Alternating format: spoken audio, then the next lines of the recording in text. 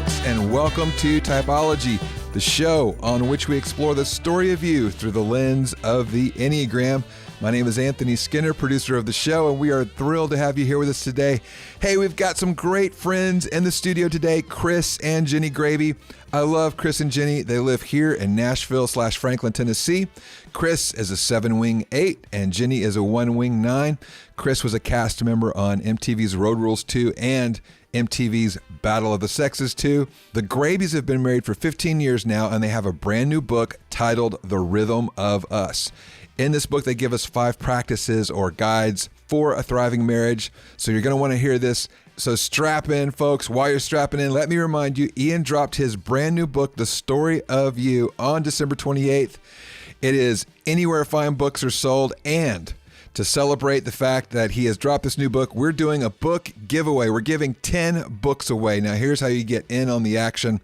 Simply post on Instagram about the book and include in your post the hashtag The Story of You. So include hashtag Story of You and Ian's handle at Ian Morgan Cron, IANMORGANCRON. Include those 2 things on your post. We'll pull all those names of the people who've posted, throw them in a hat, and draw 10 names out. And here's the cool thing. Ian will write a note and sign the book, and he will address it to whomever you choose. So if you want it for yourself, or if you want it for a friend or a loved one, he will make it out to whomever you like. So don't miss out on that opportunity. Include hashtag Story of You and at Ian Morgan Cron. Hey, that's it for me, Anthony Skinner. It's time to get to Chris and Jenni Graebe and the host of our show, Ian Cron. Chris and Jenni Graebe, Enneagram 7, Chris, Enneagram 1, Jenni. Authors of the new book, The Rhythm of Us, Create the Thriving Marriage You Long For. Ooh, sounds juicy when we're talking about a 7 and a 1, writing about creating the thriving marriage you long for. We're going to get down into it, Anthony. That's right. We're going all the way in here. I can't wait. 7 and 1. How you doing? Life is good. It's all good. It's all good. All right. That's right on cue. Thank you very much. Yeah, you're welcome. You're welcome. All right. So I know you know the Enneagram. How did you learn about it? What drew you to it, Jenni? What kind of drew you? She dragged me into it. Yeah. She dragged you into it. Come on, tell me where all this came from. So I first encountered the Enneagram at Belmont University, where I went to school. Oh, cool. In several classes, but initially in a pastoral counseling class I took with Dr. Ben Curtis, who's a fantastic professor there. And I was just fascinated with it. It felt like looking in a mirror, and it just instantly helped me understand all the relationships I was in, the close relationships, and I completely pegged him as a 7, came home, did what you're not supposed to do and typed him. But that's how we first got introduced to it. And in that season, I really thought initially that I was a 7. Because, we're early 20s, we're in love, not many responsibilities. We were saying yes to everything, having fun, carefree. So it was a very healthy season of life for me. So I looked a lot like a 7. And then we had a bunch of kids. We have 5 kids years later. I feel tired right now. It's a real thing. Yeah. But your book came out, actually, and Chris was on staff at Life Church, which he'll talk about, I'm sure, in a minute. But he led his staff through your book and was like, babe, I don't think you're a 7. I think you need to listen to this chapter. So I listened to the audiobook, and the 1 chapter, it was light bulbs all over the place. So that was how What was the first emotion you had when you heard it? When I read the... What section on ones? What feeling came up for you? I think, honestly, it was like, oh, shoot. I thought I was a carefree, 7. But no, I think it was like, oh, this makes so much sense. I think it helped me fill in some of the blanks behind some of the whys behind my habits. yeah, I think it was a just aha moment for sure. So Chris got sold a little short here because in the beginning we were talking about he got dragged into this, but he's led Right. a He group has. through your book, and he helped you determine your type. Yes, he did. So Yes. Well, every day Jenny would be like, "No, I'm a 4. No, I'm pretty sure I'm a 9. No, I'm like, and she went all the way around. Yes. She was all of them. Yeah. But then it ultimately was like, yeah, you're 1, babe. You know, we just kind of kept coming back to the 1, and then I think when she shared it with me in her college days, I was like, great. You know, but I was 7ing all over the place. So it was like, I don't know what you're talking about, but that's cool. But then as I went down my career path, I discovered I was in the world of the Myers-Briggs and the DISC profiles and all those, and a lot of the work settings that I was in. But then when the Road Back to You came out, the Enneagram, I was like, wow, like this is so much, has so much more depth and truth and emotion. As a 7, I really loved kind of the way it unpacked. And so I just took my team through it, and I was like, okay, everyone, you're going to share what this type is. And this was 2015, because the book came out when? Oh, in 16. Was it Oh, 16? Okay. Was it? Then I guess it was 16. See, I'm a 7, so I don't know. But right when it came out, I discovered it was kind of before it really took off, and I was like, this is cool. So I took my team through it, and they were just blown away by discovering their types. And then in that moment, there was just, she had already called me a 7, but then as I read it, everyone was just like, you're a 7. There was no debating. There was no questioning. Like, Chris, you are a 7. So here I am, I'm still 7. What's always interesting about 7-1s is you mentioned it, right? When you're doing great, you move across the Enneagram to 7, right? And so it actually makes sense. I mean, if you're plus when you're younger, add that on to the fact that you may have just been in a pretty good place and you just were living a lot in that security point, sure. right? yeah. Now, when he's not doing great, Right? where is he headed? I'm going 1, baby. You're going to the low side of 1. Yeah. Right. So you're going to be, interestingly, probably in some seasons of life, you're going to be crossing paths, Right. In opposite directions, right? Yeah. Hopefully meet each other in the middle. And Well, it really actually does play out, because when I'm in a struggle or I'm in that spot or whatever, she can kind of tap into her 7 and kind of pull me up. And we found that just throughout our marriage, it's kind of been that like, hey, come on, it's all good. Let's go have some fun. Like get out of the depths. Like, come on, let's go have some fun, and vice versa. She pulls me back. So it really is a great mix and balance. And it doesn't surprise me that you had moments of thinking that you were a 4, right? Yes. Because your stress point would be the low side of 4. for sure. Absolutely. You kind of move into a much more melancholy, depressed state, Grumpy. Yeah. a little clingy. Yeah, Yeah. I think I just feel all the emotions of the situation, whatever it is. Like, this is happening. I can't believe this is happening. Like, it almost paralyzes me. Yes. And he is so good under stress. I mean, he's already fixed the problem usually before I'm even like, what is happening? So it's a good team when we encounter difficulty, for sure. Wow. That's good. All right. So I want to just push in here a little bit. Yeah, Please. please. That's what we do here at Let's Typology. plumb the depths. Bring it I'm all on. about it. So you've written this book, The Rhythm of Us, Create the Thriving Marriage You Long For. How long you guys been married? 17 years. 17 years. Wow. Okay. So I don't think you could actually write a credible book on a thriving marriage unless you once had, at least for a meaningful season, a not so great marriage. Honestly, I think Yeah. I would sort of be like, well, on what basis? You've only if you've only had a happy marriage, then how, on what basis would you be able to speak into the lives of people that have struggled, right? Sure. So tell me about a season when a 7 and a 1 struggled in their marriage. Ooh, that's a good question. That's good.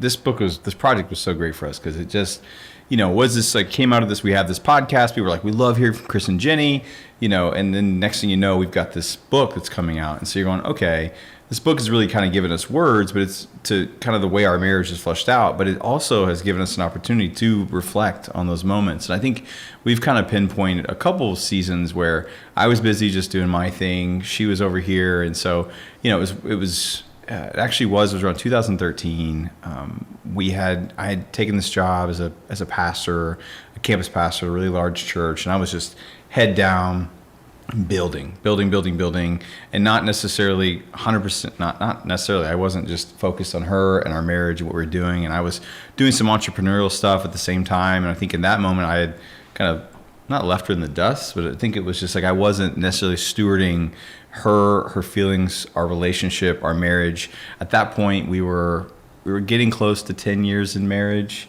So like I think there was a level of comfort that had kind of set in at that point. And so I think, I don't know, would you say that there's no Yeah, I think we both point to that season, probably for different reasons. And we had different, obviously, perspectives on it. But, I think what I came out of that season learning is that while I felt so secure being in the same place for a while, that was the longest career that he's ever had. I mean, we were there in the local pastoring position for almost 10 years, which for a 7, as you know, is quite incredible. And I, as a social one, I loved being a pastor's wife. I loved being able to answer people's phone calls and help people, find the best version of themselves, move towards God, learn spiritual practices, all of it. I felt like I was thriving, but I learned through that season that as a 7, he needs to be able to have permission to chase after some of those ideas. I mean, he wakes up with 100 ideas every single day. Yes, he does. Every day. And, in that season, being faithful looked like showing up and doing the same thing every day. And there was great depth and security and lessons that he learned during that season. But I think that was the pivotal point for him where he needed me to come on board and say, okay, like, it's okay for you to chase some of these other ideas that you have stirring, because if he doesn't, then there's a piece of him that starts to rust out and starts to come out sideways, if that makes sense. Oh, yeah. Yeah. Yeah.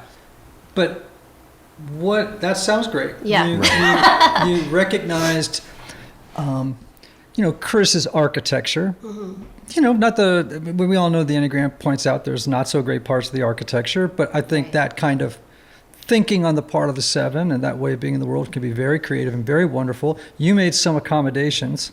Yeah. Right. So what kind of accommodations have you had to make? I don't want to believe this is a one-sided marriage, right? I want to believe that you have had to discipline parts of your person in order to accommodate the way that Jenni perceives the world. What have you had to do to make it work? I think the first half of our marriage was all about the adventure, right? It was chasing. I mean, we lived all over the country. I was sharing earlier that we lived in, we were in the Carolinas and California, and then we got to Texas. And I think that's where I realized that for a season, like, Chris, you need to settle down, give stability for her, for our kids, for yourself, grow as a man, as just like a husband, as a dad, like, be completely okay to, like, just enjoy a season of serving someone else's vision, someone else's dream. And then I think when I stepped out of the church and kind of went down the entrepreneurial path, she jokes about how she was kind of tethered to me. And I think, we ended up launching a podcast, and it was one of those things, like, she had done the stay-at-home mom thing. She'd been really involved in the church as a pastor's wife, doing Bible studies and all the things. She loved all of those things. And but when we stepped out, it was like, hey, how about we tap into some of your dreams? So kind of allowing her to dream a little bit and kind of step out. And I remember we were doing a podcast early on. We didn't have a clue what we were doing. Not that we still do, but we're figuring it out as we go. But it wasn't a video podcast. She just was like, she looked over me and was like, oh my gosh, I love this so much. She was just so excited. And then right after this, she just looked at me and she said, please don't ever let me not do something like this again. So it was just, she was so faithful with her season of serving. We have 5 kids, birthing 5 kids, like, loving our kids, helping them grow. And they're still young. I mean, our youngest is a 4-year-old, our oldest is 16. So we still have kids, right? But I think in that mix where she was so focused on kind of everyone else, God graciously helped me alongside of her step in and have something that she could put her hands to outside of just being mom and wife. So, Anthony, this is so great, because what it highlights is that when you know the Enneagram and you use it, it gives you such fast insight into the basic fears, the basic desires, the typical sort of needs of the other, which sometimes need to be challenged, right? Because we can get rigid in those needs, right? Right. And yet, it gives you insight that otherwise might take you years to get, and those could be really difficult years before you get it. And so to realize, okay, I've got this type of interior architecture, but I'm married to someone who doesn't. So, for example, this is one thing that came to my mind as you were talking. We, in the Enneagram, and I've never actually written about it, but it's worth discussing, is that every type has a different orientation to time. So you as a 1, Jenni, your orientation to time is the present moment. Right. Like whatever task is here right now, that's what we're about. Like this is where my focus of attention is in terms of time. It's like right here, right now. Your orientation is far into the future. Yes, sir. Right? Yes. So knowing that can give you such profound insight, and also I think part of our journey of self-discovery and bringing our lives into balance, because that's a lot of what the Enneagram is, bringing heart, head, and body into balance instead of over-relying on one center. And I think when we think about orientation to time, the same thing is true. You can't, just because you're future-oriented doesn't mean that you don't think in the present or the past. It just means you lean more into the future, right? So not to the exclusion of the other 2 time orientations, but to bring all 3 into balance, right? Which can be hard for a 7, right? I can't go into depth, but for example, a 7 isn't going to want to spend a lot of time thinking about the past, particularly parts of the past that are painful. Sure. Right? And the present for you can get really boring. Yeah. Right? It's like, moving on. It's like, and in part because of the unconscious fear of boredom, stuck, commitment, routine, all of those things, or life suffering, just the bumps and bruises that life gives us. It sounds like, with that present orientation, you need to be more able to think future, which apparently you have. For this marriage to work, you both have, maybe not knowing orientations to time, baked it into your calculations. But for those listening, I want them to know, if you know your orientation of time, 1s, 2s, and 6s, present, 3s, 7s, and 8s, future, 4s, 5s, and 9s, past. If you know what your orientation of time is, and the other 2 that you don't tend to actually ascribe a lot of, in fact, you could, as a 7, you could judge me as a 4 as being too stuck in the past. Right, and actually kind every of, time I meet a 4. Thanks for being on the show. You're welcome. That's a wrap. I'm gonna cry. Kick him out. But my point is, it's like for me as a person who tends to be past oriented, I can look at a future oriented person sometimes and go, gosh, they're so superficial. They don't want to do their work. For sure. And that's not fair of me. Right. And it's really important for you to go, he's got a point too. Right? That's How do we right. bring those things into rich balance is what will make a marriage better. Absolutely. Yeah. You're looking off in the distance. Are you thinking about the next thing? Or are you pondering what I just said? No, I'm definitely I'm just chewing on what you said, and looking at like, she has been so good at helping me kind of just slow down and be here today, right? Like, like it's simple things of like, hey, you got a kid right there. Get off your phone, whatever you're doing, Yes. or whatever, right? Like you just missed it, and those are the sad moments that I have to not avoid reality, right? Like not avoid that pain and go, man, I did, and so, or how can I change that and be present here today, and baking in being present with her and the kids, and 5 kids are scheduled, all that, or whatever. It can be super busy, but yeah, no, I'm just processing like how that plays out and how we've really been. She listens to my dreams about the future, and I'm 100% down to say, what are we doing on Saturday? So on that, I've heard several 1s and 6s talk about how terrifying it is. 7s, not. No, 1s and 6s talk about how terrifying it is for 7s to be with a 7 when they're launching into the next thing. Oh yeah. What was the tension like of living with that, and what was it like to discover, this because he's talking about all these things he's going to do doesn't mean he's actually going to do them? That was a huge light bulb moment. I think when I realized oh, he's not actually going to pursue all of these dreams. He just wants to talk about them. Like, that was so relieving. Yeah. Because my brain, when I hear an idea, I'm like, how are we going to do that? And what does that mean for the kids? And I'm trying to, okay. And I wrap my head around it, and I start going down that path, and then he's off to the next idea. So he wasn't actually serious about going after all of them, but he just wants somebody to listen and process those dreams with him. So yeah, that was a huge light bulb moment to realize, okay, I can listen. I can show up and listen. I can ask questions, but it doesn't mean that I have to make the path to get there. Right. Yeah, and I have to be really cognizant to go, okay, hold on a second. Like, you just shared this crazy dream and idea or whatever, or even the idea of, like, we're trying to build a house. So it's like, okay, Chris, you loved the idea of a basement yesterday. Why are you, okay, she's like getting used to a basement. And I'm like, it's okay, we don't need a basement. She's like, what? Yesterday it was like your hopes and dreams and the whole world was on a basement. And I'm like, let's go, let's move on. She's like, how do you move that fast? And so it's just, so I've learned to go, okay, Chris, like, understand how she's wired and be cognizant of that and not give her whiplash all over the place, you know? And so, but I think part of it too is 17 years, a big, long adventure. I've earned her trust and she's earned mine. Right. And it's continuing to grow. And we've got 5 kids that love us and we love them, and they're still alive and they're still kicking, and we've got a roof over our head, and, you know, things seem to work out, you know, like, and, you know, and so she's a big part of that, and she lets me dream, and I also make sure I rein it in as well. So I think it's just years of trust. The more you earn that trust, she goes, okay, like, he's for us. I don't have to be afraid that he's going to put us in disaster. Yeah.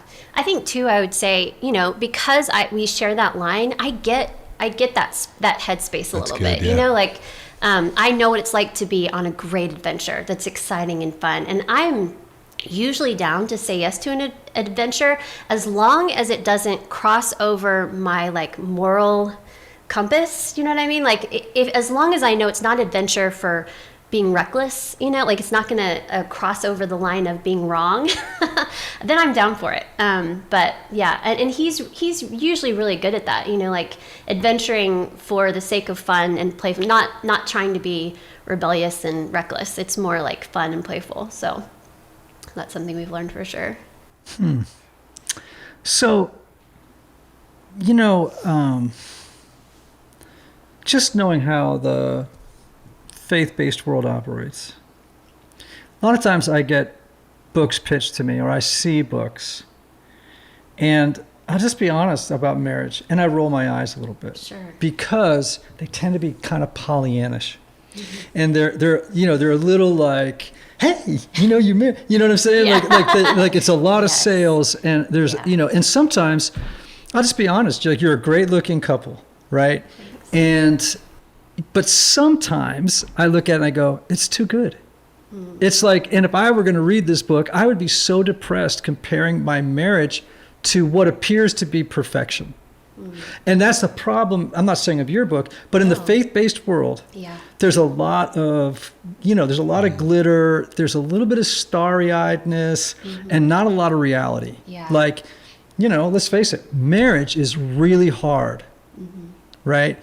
And the divorce rate among, if I'm right about this, Anthony, at least 1 year this was true, the divorce rate among people who self-identified as people of faith was higher than it was among those who weren't. And I think part of it is because of the pressure and the disillusionment of being in a world where there's this kind of ideal of the faith-based marriage, and everybody's kind of like this, but everyone else is kind of looking around going, I have problems. Everyone doesn't seem to have problems. It's like Instagram marriages, you know, it's like a lot of gloss on it, you know?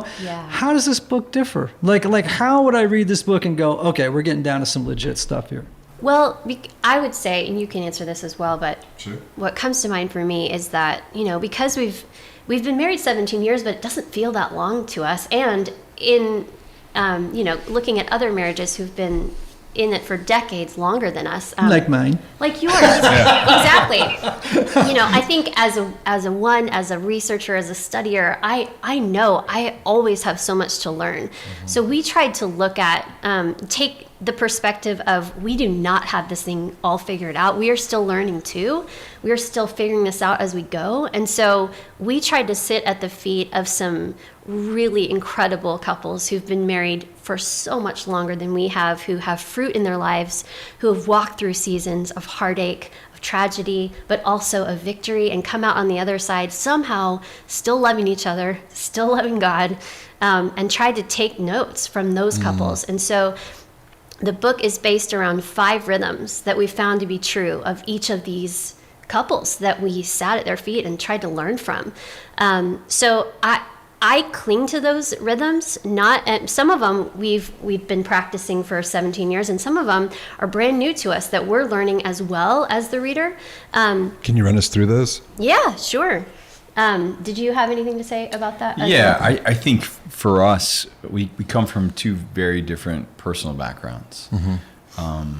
I had 4 dads and 3 moms by the time I graduated high school. So a lot of divorce, a lot of brokenness, And, as a 7, that's just, they're going to grab a hold of that and say, I got this, and off in the world. So for me, I saw a lot of what not to do in a marriage. I saw a lot of brokenness.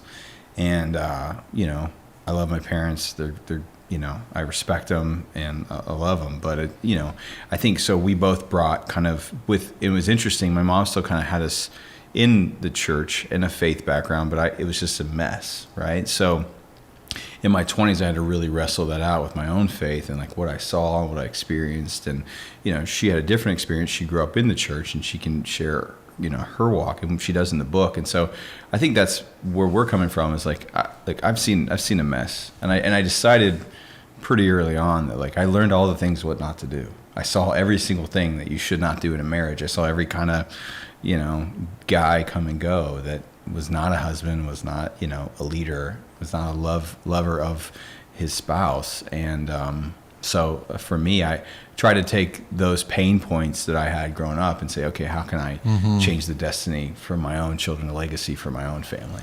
All right, so before we go to these 5 rhythms. Yeah. Okay, we're going to come back to it, Anthony. People don't drop 4 dads and 3 moms on me without wanting to stop and talk about it. Please. Okay? Yeah, please. And I would argue that part of the reason you became a 7 was born of the trauma of having, that kind of very chaotic. And I'm sure, with that many people involved in leading a family, there was significant trauma there. So my question is for you as a 7 that typically would want to not spend a lot of time kind of unpacking that and all of the feelings and whatnot that comes up in it. Have you been in therapy before? I haven't. Okay. So why are you smiling? No, I love that you're asking this. Okay. Yeah. Okay. So how have you processed and integrated that experience into your life, because that's a lot of pain, brother. Yeah.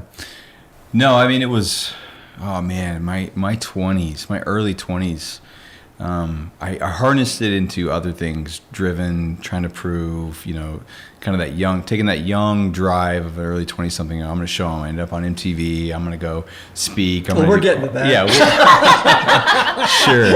Sure.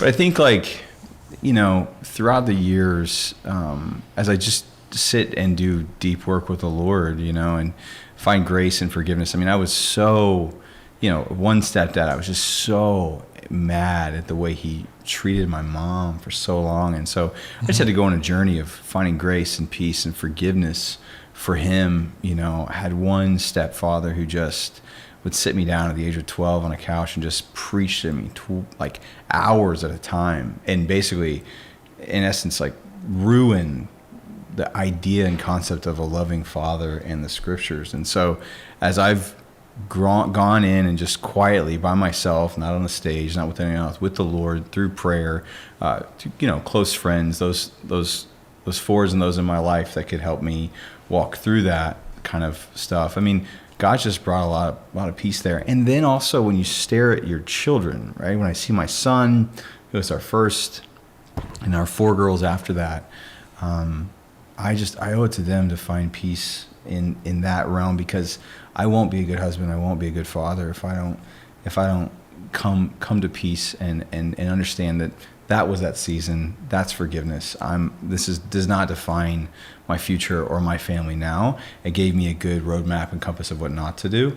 But yeah, it's been years of healing and peace, and then just walking out with her and just going, it's possible to do this thing and to do it different and do it right.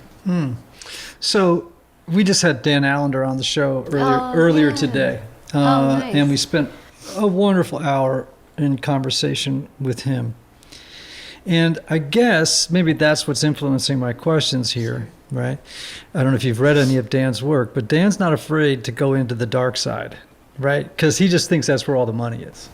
I don't mean when I mean money, I mean that's where the juice is of personal growth, right? Gotcha. Yeah. And so I'm going to lean into you a little harder here. Yeah, please. So,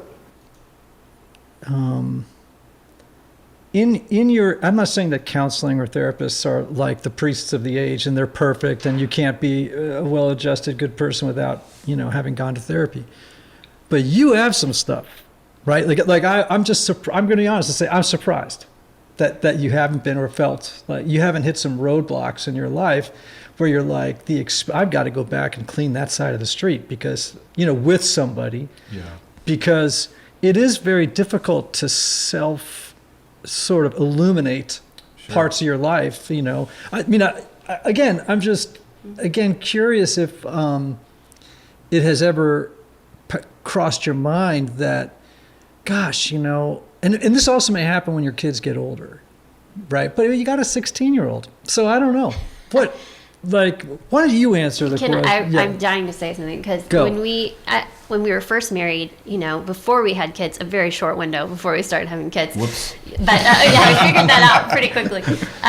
But I remember having these conversations, because I love to plumb the depths. I love to, just kind of talk about everything, emotions and what you've been through, and I love to analyze what I think is happening and all of it. So we talked, I just think I was like asking similar questions with you, like doesn't that bother you that you went through that or that you saw that? Like, how do you flush that out in your walk? And I don't know, when we sat down in premarital counseling, I remember the couple we were sitting with had a similar reaction that you just said, that you should be in a gutter somewhere, is what the wife said. Like, I feel like hearing your story, you should be like out on the street. Totally. I don't understand you. I don't understand how you're sitting in front of me, healthy, loving person. Like, and I mean, all I can say is just from knowing Chris, like, he's said before that he was very angry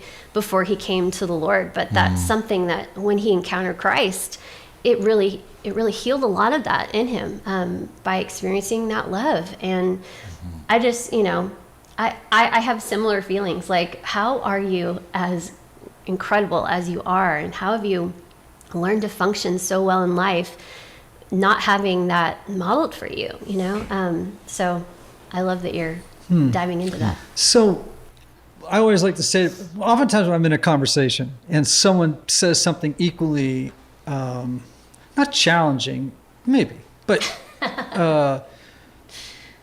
something that throws me back on my heels. And I can feel like you're just a little thrown back on your heels even now. Like, I just feel a little bit of like, I think I'm just internalizing. My whole thing is I'm always going to go, okay. Because I'm not going to be real deep about it. I'm going to go, all right, well, I don't know. What else do I need to work on? You know what I mean? Like, that's where I'm going, okay, maybe. And I think that's where I'm like, no, I'm good. I'm not going to play that. I'm going to go, all right. Good. So I'm not your therapist, right? But it is my default to kind of go, and it is my show. So, sure is. But I'm one of those guys who's like, when someone does that to me about something, I always tend to go, okay, bookmark. I bookmark it. Sure. Right? And then I do what you're doing, which is I leave wondering open-minded. I just sort of leave wondering to myself, oh, maybe. Yeah. You know, and then I see if at some future date, usually sooner than later, if there's a pattern of messages that I'm getting, if I stop to think about it, there's a pattern happening in my life, and I wonder if that should activate my intuition and tell me, maybe I will. You know what I mean? Like, maybe I will. Okay, moving on. I don't want to keep going down there, but trust me, I could have gone deeper. Yeah. But we won't do that. Okay, 5 rhythms in the book that can help a marriage thrive. What are they? Yes. 5 rhythms are. First one is speaking life. We have speaking life, slowing down, serving others, staying in awe, and seeking adventure. Are the 5 rhythms. You can guess his favorite, probably. Yeah, adventure and awe. I was going to say slowing down. That one, I was like, I think it was, what was cool for us is, the speaking life, the slowing down, the serving, like those were pretty clear for us. And even adventure, like we knew that adventure was like a core rhythm for us and that we'd seen. But the one that really crystallized for us in this book that we had never really been able to put words to was staying in awe, of each other and our marriage and just in our life and our relationship. And so when we finally were able to kind of put that together, it was just a real gift on top of the other 4 rhythms. I think learning to practice, awe and speaking life are practices people usually aren't attuned to. Right. I mean, it sounds simple, but it has a high impact. It does, yeah. And it's harder than it sounds to actually practice it. Yeah. Yeah. I think we were talking on the way over here. I think as a 1, that was something I didn't realize, that the Enneagram helped me realize, habits that you don't know you're doing. And then, you start to read and go, oh, I guess I do that. But one for us was speaking life. I mean, he just... praise comes out, words of praise come out of him without him even thinking about it. He's just so good at, he speaks it to strangers. There was a lady parking on the way over here and you got it, you've got this. Strangers, it just comes out of him. And that was something I really had to work on. And it wasn't that I didn't think nice things, I just wasn't in the habit of saying them out loud all the time. But, after a while, he was like, I need you to tell me I'm awesome. I needed to hear those things. You're going to have to start saying things and, just realizing, oh, you're right. I don't do that. I didn't realize I was withholding praise. I wasn't consciously trying to withhold praise. I'm not good at doing this. I don't know how to do this. How do I do this? And so that was one I really learned from him. He just does it so naturally that after a while I learned how to do it. And I learned how important it was to him, and how it kind of set the culture of our marriage and of our family. Once we started having kids, it became a big value. So that's a big one for sure. Yeah, one of the things I do with my girls is, and it's kind of fun now, so my 4-year-old goes, Dad, tell me what you're going to tell me. I always go, there's something I got to say to you. And she's like, I know what you're going to say. I was like, what do you know what I'm going to say? And she's like, you're going to say, you love me, I'm smart, and I'm beautiful. I'm like, how did you know that? Because you always say it. And I'm like, good, because I want to build those foundations. I want on their wedding day. Now you want to get me crying. Like this will get me, when I look at them before I walk into the aisle, I'm going to look at them and say, there's 3 things I want to tell you. I love you, you're beautiful, you're smart. And that, I hope that the words that we're speaking now will plant seeds that will produce life in them for years to come, and even in my grandkids. So, first of all, I just want to say, just observing myself in this interaction, that when a 7 does what you just did, which is kind of go to a place on the feeling spectrum that is not necessarily where they spend a lot of time, that in this very brief 30 minutes we've been together, you were the most beautiful. That 30 seconds was the most beautiful you appeared in the last 30 minutes, because we saw that other emotional dimension that in an unhealthy 7 you don't see. Right. In fact, you would have probably been telling jokes rather than allowing those feelings to be available and to access them, have them, move on from them, right? And now looking at you, you're getting a little puddly. And I'm curious why. I just love when he accesses that, And isn't it interesting that it's something in the future that causes him to tear up? And I feel like it's usually something in the future that gets him emotional, because that's his orientation to time. But I just love when he gets emotional. That's good. It's great. Yeah. So now to you though. Okay. So you actually did highlight a struggle for ones, which is they can be stingy with praise. Right. And part of it isn't that they're kind of like screw-faced Puritans. It's more like they figure like, well, that's your job. Why do I have to, like, what do you need, a parade? Like you were dutiful. But it's like, it's dutiful, it's responsible. I do that every single day. Well, I don't need a parade. That was my job, right? You're laughing now. 100%. Yeah. Keep going. Yeah. I'm going to shut up. Well, I mean, and so, sometimes people get a little, I don't know, anxious when I say things like this. But, fundamentally, Christianity is an awakening religion, meaning that, and people tend to assign that word to Eastern religions. And I think that's unfair, because I think that all of us fall asleep in particular patterns, and they have a trance-like quality. We've been doing them for so long. It's like the fish trope. It's like the fish water trope, right? It's like, you don't even know you're swimming in that of your type, and you're just like asleep, kind of wandering through life, like almost robotically in your type. The awakening is when you can say, oh, I'm kind of stingy with praise. I need to do something different. That's having an awakening. Right? You're not as asleep in type as you were. Right? And so that's beautiful, what you just said. Like, it's like, oh, I'm waking up. Yeah. Right? To the darker aspects of my type, and hopefully to the beautiful aspects of your type as well. All right, so we have these 5 rhythms to help marriages thrive. Sound fantastic. Repeat them again so people hear them. So they're speaking life, serving each other, slowing down, seeking adventure, and staying in awe. Beautiful. Yeah. Yeah, I like that. Would you use the word wonder? Yes, in the awe rhythm for sure. Right.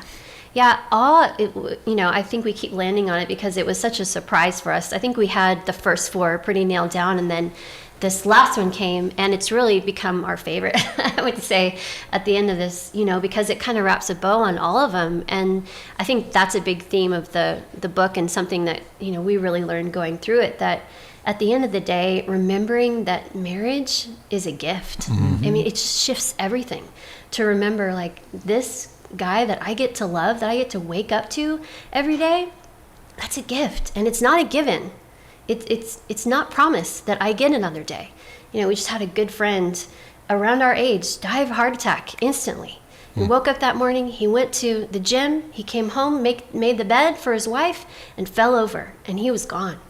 And, I just think it's moments like that you remember, oh my gosh, like, this is a gift. And I think that's what awe brings, practicing it, not just an idea of it and thinking of it, but actually working on practicing that throughout your days and throughout your moments together, to instead of just keep doing whatever you're doing, which I love to do as one, to be efficient and to get things done if I have a free moment. But when I have those moments of, seeing Chris play with our daughters in the backyard, instead of keeping on doing the dishes, whatever I'm doing, stopping and letting my soul recognize that moment, going, okay, this is a moment to offer up a silent thanks and to practice that feeling of awe. And it's like it builds up like a bank account that I can draw from when we hit hard times or when we have a conflict. That there's this bank account to pull from that I can remember, wait a second, this is a gift. This person in front of me does not belong to me. He's actually God's, and the way that I treat him matters. So it's just, I feel like it's very transformative if you begin to practice it. Yeah, I agree. I call that the sacred pause. Oh, I love that. Yes, exactly. A lot of times I do a lot of walking, and I'll go down to Radnor. And I Radnor Park, for those who have no idea what I'm talking about. It's this beautiful park here in Nashville where it's got a gorgeous lake in it, and there's a loop around it, tons and tons of trails through the woods. And I like to go at around 6 o'clock at night when the sun has that beautiful, the light just sort of falls lazily through the trees, and you get that mottled shadows and light, and the leaves are kind of dancing around in that light. Yeah. And I'm also a runner, so normally I'm running through there. But I do intentional walks, and I walk slowly. And every time I see something that catches my eye, I stop. And I look at it. I don't go past it. Like maybe the light is hitting a particular branch in a certain way in the middle of a dark wood, and I'll stop and pause and look at it. And sometimes it's with one of my children. My children will say something, and I'll stop and pause and go, wow. And try not to let those moments go by like a freight train where the cars are just going by like a Japanese commuter train at 600 miles an hour, and I'm not stopping to look at any of the cars, as they go by. We often find ourselves in our marriage that I'll just stop and I'll stare at her and I go, this is it. Like kids will be playing, we'll be dancing, we'll be cooking in the whatever it is. You just stop and go, this is it. In case we were wondering that there's something else, and I'm probably speaking to myself, as like hold on. Like there's not this thing we're going to attain someday. This right here is it. Our kids are here. We love them.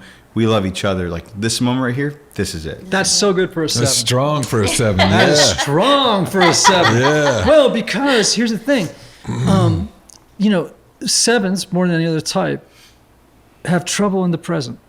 And so when a 7 has the ability to awaken from the trancy sleep of the 7 and go, wait a minute, this is it. Like, it's always like when I've counseled 7s before, I go, everything you need to be happy is here right now. Everything. The next moment does not contain the high you are looking for. It's this moment where the high is. Right? Yeah, I think, for me, I told her, something snapped a few years ago, and it was this moment that I thought, it hit me. It's like, I have nothing left to prove. Like, you talk about Instagram, celebrities, and marriages. Like, I haven't posted. The only time I posted this last year was on our anniversary to say how amazing she is, because I kind of had to. I was like, I'm being a good husband or whatever. But for me, like, the older I get and the more I do life, the more I go, if the world knows my name, cool. If they don't, cool. Like, MTV was driven by all of that stuff, right? Now you got to explain that. Okay. Because now you've mentioned MTV. I wasn't going to go there. Well, I was just actually going to deprive you of the moment. I was just going to say, oh, he doesn't need that, but now you said it. No, that was what drove me as a young. Tell them what you did. Oh, I was a cast member on MTV's Road Rules and Battle of Texas 2. So I was in. I'm sure a lot of growing MTV up, fans. Yeah, if you're like mid 30s and up, like you grew up with Road Rules and Real World on the TV. Yeah. It was like one of the original. That one and Survivor. And so for me growing up in the small town in the cornfields of Indiana with the life that I had growing up, I was like, I want to go on that adventure, because this adventure here is really boring, and that looks like an adventure, and it worked out, and I ended up on the show. It was a wild story and how it happened. And so, it was very cool. I mean, it was one of those things like, yeah, but it didn't, no, it was awesome. Like I got, but was it really? I was like, no, it was amazing. It was, but I will say this, and we joke all the time, we went to New Zealand and Tahiti on my trip, and she jokes to me, I didn't take one picture. None. Like, I didn't take a picture. Pictures. I actually forgot a swimming suit. I'm like, you're going to Tahiti and New Zealand, but like, I'm like, why do I need? I got it all right here, and it's on film if I want to watch it. But it was an amazing adventure to go on as a, young 20-something. So. Okay, but we were talking that came out in the context of something. Well, I mean, my whole thing is like, a lot of my early days was driven to prove something to someone. I don't myself, and to the world that I'm capable, that I'm not just filling whatever blank I probably was filling in on myself. And then just a few years ago, it was just like, I got her, I got my 5 kids, they're all healthy. yeah, I've built some cool businesses and I've gotten to do X, Y, and Z, but like I have nothing to prove to anyone else ever again. And the peace that comes over you when you have that revelation, you have that moment, because some, I can only relate to driven men and probably even women are trying to prove something to someone and they're chasing this thing for so long. Where for me now, I just go, okay. And what the cool thing is once you get to that place, it's amazing what some of these doors open that maybe you were chasing for so years for all the wrong reasons. It's like, okay, now you can be responsible for the power that you've been given, the gift that you've been given. Now you can actually steward this well because hopefully your head and your heart and your mind's in the right spot. So. Yeah, it's funny, Anthony, how the human ego is always looking for a label to substantiate itself, to give itself substance, right? It's the difference between I and me, okay? There really is two parts of us, the I and the me. The I is, I think, our genuine self, and the me is the ego self. And the me is always looking for, I'm a success, right? Sure. Or I'm a failure. Right. Yeah. But that gives my ego a sense of identity and solidness that it actually doesn't have. And so the goal of so much of life is to release the labels, to overcome the labels, right? Yeah. I'm adequate, I'm good, I'm successful, I'm handsome, I've been on MTV, I'm this, I'm that, right? Or I'm a great mom, or I'm this, or I'm that. That's not who you are. That's something, that's oftentimes your ego saying, give me a label. Yeah. Give me something to make me feel like I'm real. Yeah. Right. Whereas the I, if I'm going to talk in spiritual terms, this one who's hidden in Christ. And so much of the journey is to uncover that I that observes the me. Yeah. Do you know what I'm saying? Yeah. In other words, there is an I in you. So that's how you know there really is two things, right? Yeah. Who is it that's observing me? That's the real you, That's good. That's right? good. So that to me sounds like a really healthy transaction that took place in your life, right? Which is, the me doesn't need that wrapping anymore. Yeah. That's good. To be my ego, and I just think so much of life is deflating that ego, just letting it go, man. Yeah. Pretty much minute by minute. Makes for a better marriage too if you get rid of that dang ego. Absolutely. My friend Richard Rohrlich I once heard him say, he said something to the effect of, a saint is the last one to know they're a saint. Yeah. And the moment they realize they're a saint, they're not any longer. Yeah. And a saint can't be offended. That's good. Because if there's not enough I there to be offended, right? It's not even there. So what the heck, right? It's wonderful if you can realize that place. I can only realize it for about 12 minutes at a time every year. Anyway, fragile ego of mine. All right, so what is it that people are going to get? They read this book. They learn about the 5 rhythms. Ultimately, what are they going to get? Because everybody looks at it and they go, okay, this is X amount of dollars. What's the value proposition here? I think at the end of the day, you want to give people a framework. It's just, I think it's always good. One of the things we found is that, we're not trying to set people up because you hope that people can go, okay, we're out of rhythm in this area of our life. Everyone listening right now, if I said, are you in rhythm or out of rhythm? People can everyone listening immediately goes, I know where we're in rhythm and I know where we're out of rhythm.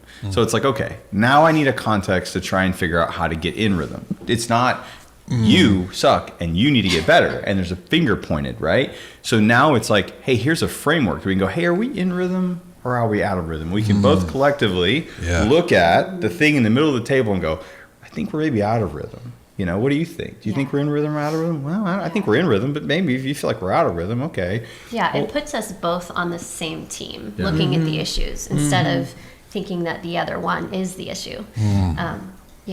Yeah, so it gives them a framework to go, okay, what if we do slow down in this area? What if we do speak life to each other? What if we go kind of try and seek an adventure, stay in awe, or, just really serve each other? Like those practices inevitably should, if there's humility involved and everyone's owning their part of the equation, we're working to find rhythm in that area. I think it changes the way that the conversation happens. So good. Have you guys read Saint Benedict? Yes. Yeah. The Benedictine rule of Right. life. So that's what She won't inspired stop this talking. whole book. She loves the But rule when of I life. say to someone, it's Yeah. like crafting a rule of life for your marriage. Their eyes glaze Yes. over and Well, they go, Protestants. "What are you talking about?" Protestants will Yes. do that. Yes. Catholics and Eastern so Orthodox I stopped will not do saying that. because he's like, "You have to stop saying rule of life because people are going to go, what are you talking about?" But that is absolutely what inspired this, was having a practice that you can create together, including these 5 rhythms as a couple, that we can practice every week, that can lead us somewhere, you know, instead of just drifting wherever the world's taking us. Right. So yes, I'm so glad you brought that up. She can sit. You want to do a rule of life podcast? She's gonna. I'll come back She's to that. down. Yeah. She's down. Well, I mean, because here's the thing. For those of you who don't know about the Benedictine rule of life. Yeah. So Benedict, one of the great Catholic theologians, saints, really put together the first monastic community. They had a rule of life in the monastery that was, and the original word in Latin for rule would really be more like, I mean, what can I equate it to? Maybe guiding principles, or it's not rule like these are the rules. It's more like suggested guidelines that hold the community together. Support. Yeah. It's good. So that the community doesn't fracture, right? So if we all agree that we're going to play by this set, now they got a lot more than 5, but they and I like the phrase rule of life, right? I do too. But as long as people are clear that regla, rule, I'm pretty sure that's the word, it means guidelines, right? Or I would say, how do you create a container Right. in which all these very different men at that time in a monastery could get along for life, for like 50 years, Right. Right. Yeah. We all sign a contract, right? Essentially, not really, but a social contract that says this is how we do life, Yeah. right? And what I'm hearing then, by way of analogy, or not, but the equivalent here is saying, okay, well, in this marriage, this is our rule of life, right? These are the things that we value and that we believe will hold us together. And you're saying not only just hold us together, but would help us to flourish. Yeah. Just like Dan Allender was saying this morning, we need a structure to help us with all the chaos and the expanse of our being in life, you know? Yeah. Yes, because life tends to be liquid. Yeah. Right? Yeah. Life has, and we can get sort of lost in the ebb and the flow and the fact that time seems to go by with a certain liquidity to it, right? And so that's why I see the value in this sort of a thing, right? It's like, well, you know, everybody needs a container, right? And no container, then it's like a bank, it's like a river without a bank. All the water just flows over the edges, and you get no... And we already have one. I mean, that's something we write about in the book, that whether we realize it or not, we already have a rule of life. We already have a rhythm of that's us. right. Yeah. The question is, do we like where it's taking us? Do we like who it's shaping us to become? And that's where these rhythms come in. And It's good. Oh, well, all right, Thanks. everybody. The rhythm of us, create the thriving marriage you long for. Chris and Jenni Graebe. What a great conversation, man. Yeah. That was really, really great. Thank you you, never guys. know what you're going to get.